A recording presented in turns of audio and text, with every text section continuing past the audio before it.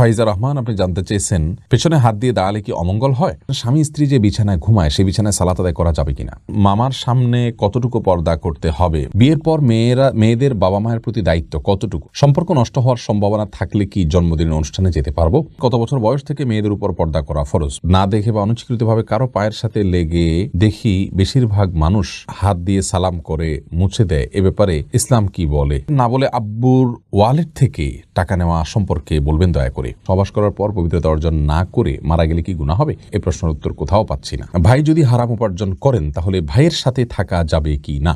মিফতাহুল জান্নাত কৃপা আপনি জানতে চেয়েছেন, সম্পর্ক নষ্ট হওয়ার সম্ভাবনা থাকলে কি জন্মদিনের অনুষ্ঠানে যেতে পারবো?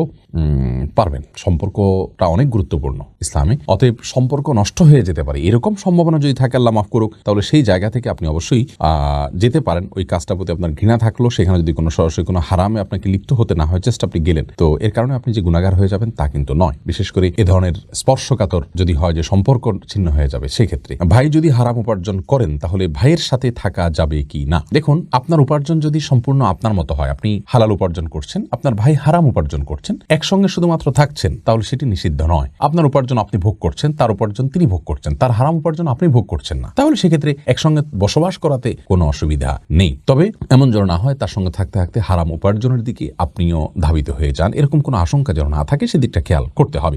মেহেরুন প্রধান আপনি জানতে চেয়েছেন, সহবাস করার পর পবিত্রতা অর্জন না করে মারা গেলে কি গুনাহ হবে? এই প্রশ্নের উত্তর কোথাও পাচ্ছি না। বন্দিল্লুবা, সহবাস করার পর পবিত্রতা অর্জন না করে মারা গেলে গুনাহ হবে এমন কোনো কথা কোরআন হাদিসের কোথাও বলা হয়নি। তবে হ্যাঁ, সহবাস করার পর তিনি যদি দেরি করেন, বিলম্ব করেন গোসল করতে, এদিকে তার ফরজ গোসল এর ওয়াক্ত বিলম্ব হয়ে যায়, তাহলে সেটি ভিন্ন কথা। আর যদি ফরজ গোসলের যে ওয়াক্ত সেটি যদি তার বিলম্ব না হয় এবং ফরজ গোসল তিনি করেছেন অথবা ফরজের সালাতের ওয়াক্তই এখন আস নাই, তার আগে তিনি মৃত্যুবরণ করেন, কথার কথা আসার পরে সহবাস করলেন, গোসল করবেন, শুয়েছেন, ফজরের ওয়াক্ত হওয়ার আগে আগে তার মৃত্যু হয়ে গেছে, এই জন্য তার কোনো গুনাহ হবে না। কিন্তু আল্লাহ মাফ করুক, তিনি যদি সালাতকে বিলম্ব করে ফেলেন গোসল না করে, তাহলে সেক্ষেত্রে এটি গুনাহের কারণ হবে। অতএব শুধু সহবাস করে মারা গেলে গোসল না করে এর কারণে কোনো গুনাহ হবে না, কারণ সহবাস করার পরপরই গোসল করা ফরজ নয়। রাসূল আকরাম সাল্লাল্লাহু আলাইহি ওয়াসাল্লাম অনেক সময় সহবাসের পরে ওযু করে তারপর শুইতেন বা অন্য কোনো কাজ করতেন, তাহলে বোঝা গেল যে গোসল কিছুটা বিলম্ব করা, অর্থাৎ পরবর্তী ওয়াক্তের সালাতের আগ পর্যন্ত বিলম্ব করা জায়েজ আছে।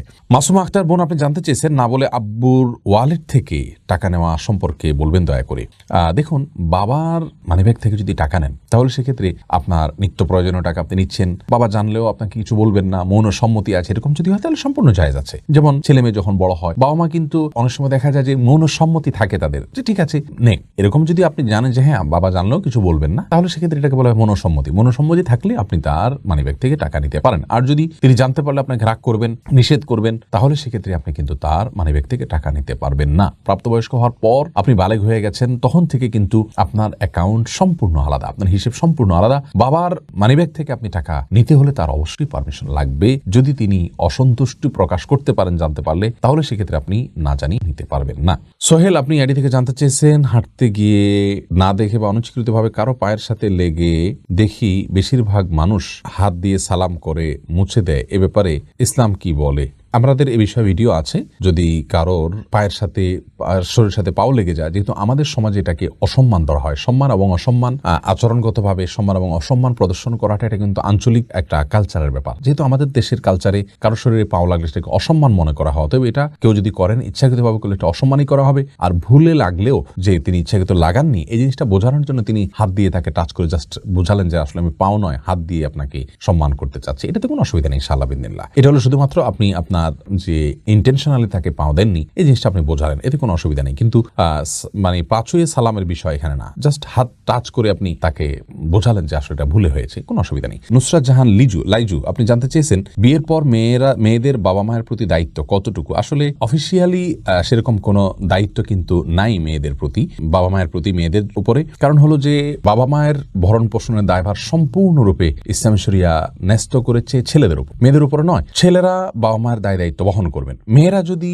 তাদের ফিনান্সিয়াল দায় দায়িত্ব তাদের উপরে আসে না, তারা যদি তাদের ফিনান্সিয়াল অ্যাবিলিটি থাকে সেখান থেকে ভাইরা না দেয়, তাহলে সেক্ষেত্রে অবশ্যই তারা সে দায়িত্ব পালন করবেন। কিন্তু তাদের ফিনান্সিয়াল নিজস্ব কোনো অ্যাবিলিটি নাই, তাহলে বাধ্য হয়ে তারা যে বাবা মায়ের সেবা দিতে হবে বা বাবা মাকে আপনার খাবার দিতে হবে এবং তাদের খরচ খরচার টাকা দিতে হবে, এরকম কোনো কথা নেই। অতএব ফিনান্সিয়াল দিক থেকে তাদেরকে সাপোর্ট দেওয়া ইসলাম শরীয়তের দৃষ্টিকোণ থেকে এটা বাধ্যবাধকতা নয়, বাধ্যবাধক নয় তারা। তবে শারীরিকভাবে তাদেরকে সময় দেওয়া, তাদের তাদের সেবা করার চেষ্টা করা, তাদের খেদমত করার চেষ্টা করা, এটা তো যতটুকু তৌফিকে কুলায় সমন্বয় করে স্বামী সংসারের সাথে তারা করবেন। তবে বাধ্যবাধকতা মূলত ছেলেদের জন্য।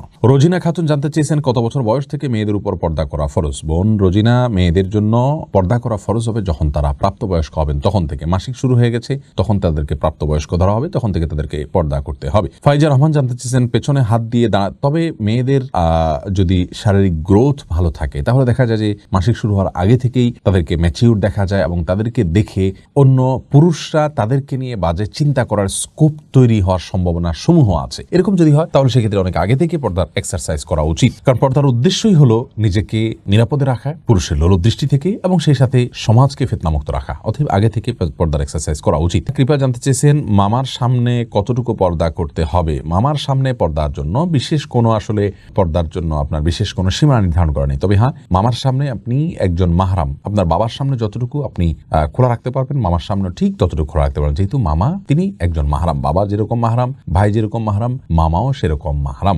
এক্ষেত্রে আপনি মুখমণ্ডল, হাত, পা এগুলো খোলা থাকতে পারে, এমনকি আপনার মাথার চুল মামার সামনে খোলা থাকলেও গুনাহ হবে না, গলা ইত্যাদি এগুলো খোলা রাখতে গুনাহ হবে না। আপনার একান্ত যে অঙ্গগুলো স্বামী ছাড়া অন্য কারোর সামনে প্রদর্শনযোগ্য নয় সেই অঙ্গগুলোকে আপনি মাহরামদের সামনে প্রকাশ করতে পারবেন না। বাকি শরীরের স্বাভাবিক অবস্থায় আপনি তাদের সাথে সাক্ষাৎ করতে পারবেন এবং দেখা করতে পারবেন। তবে ফিতনার এই যুগে যথাসম্ভব মানে খোলামেলা পোশাক না পরা, যেমন শাড়ি পরলে ম্যাক্সিমাম ক্ষেত্রে পেট, পিঠ ইত্যাদি এগুলো অনেক সময় খালি মুক্ত থাকে, বুকের বড় অংশ মুক্ত থাকে, পিঠের বড় অংশ মুক্ত থাকে, এগুলো মাহরামদের সামনেও মুক্ত রাখা উচিত নয়, কারণ ভয়াবহ ফিতনার যুগ এবং ফিতনার সমূহ সম্ভাবনা এই যুগে যতদিন যাচ্ছে ততই বেড়েই চলেছে। আর পর্দার উদ্দেশ্যই কিন্তু সেটিকে নিয়ন্ত্রণ করা, বিধায় সে বিষয়টা আমাদের খেয়াল রাখা উচিত।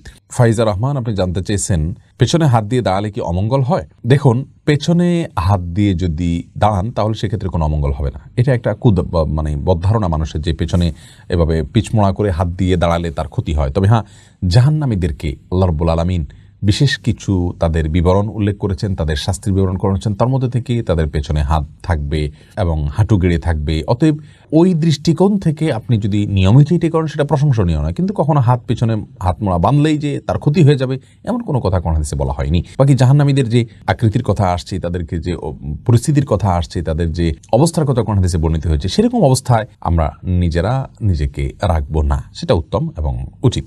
মাহমুদা নূর আপনি জানতে চেয়েছেন স্বামী স্ত্রী যে বিছানায় ঘুমায় সেই বিছানায় সালাত আদায় করা যাবে কিনা। কোনো অসুবিধা নেই বোন মাহমুদা, আপনি যে বিছানায় শয়ন করছেন সেই বিছানা যদি পবিত্র থাকে, সেখানে কোনো নাপাক না লাগে, আপনি সেখানে সালাত আদায় করতে পারেন, কোনো অসুবিধা নেই। রাসূল করিম সাল্লাল্লাহু আলাইহি ওয়াসাল্লাম বলেছেন, জুইলাত লিয়াল আরদু মাসজিদান ওয়া তাহুরা, আমার জন্য পৃথিবীর সকল ভূমিকেই মসজিদ সালাত আদায় করার জায়গা এবং পবিত্র করা হয়েছে। নির্দিষ্ট কিছু জায়গা যেমন উটের বাথান, কবরস্থান, এগুলোতে জামাত সালাত আদায় করা নিষিদ্ধ। বাকি আপনার বিছানায় শোয়ার বিছানা আপনি অবশ্যই সালাত আদায় করতে পারেন, কোনো অসুবিধা নেই। তবে সেখানে কোনো নাপাক থাকে তার নাপাকের উপরে অন্য কিছু বিছিয়ে অথবা নাপাকের অংশটাকে ধুয়ে পরিষ্কার করে পাক করে তারপর আপনি সেখানে সালাত আদায় করতে পারেন, কোনো অসুবিধা নেই।